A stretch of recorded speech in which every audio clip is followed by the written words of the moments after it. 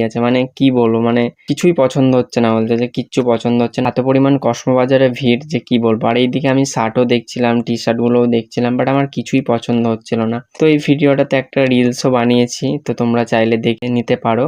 ইনস্টাগ্রামে পোস্ট করা আছে, আইডি হচ্ছে গৌরব দাস 000, তো সেখানে তোমরা ভিডিওটা দেখতে পারো। আর এইদিকে ওরা শুধু মানে কি বলবো, ওদের মানে কিছুই পছন্দ হচ্ছে না, শুধু শপিং মল ঘুরছে, এটা একবার ওটা একবার। আর আমার প্রচন্ড পরিমাণে পায়ে ব্যথা করছিল, সেই জন্য আমি কিন্তু বসে গেছিলাম। বললো যে চল এখন বেরিয়ে যাই, অন্য মল যাবো, তো এম বাজার যাবে বলছে এখন। তো এইদিকে শপিং হয়েছে মোটামুটি, তো আমার তো কিছু নেওয়া হয়নি, ভাইয়েরও কিছু নেওয়া হয়নি। ওরা যাবে স্কুটিতে 2জন, আর আমি আর ভাই যাব হচ্ছে অরেঞ্জ পান্ডাতে।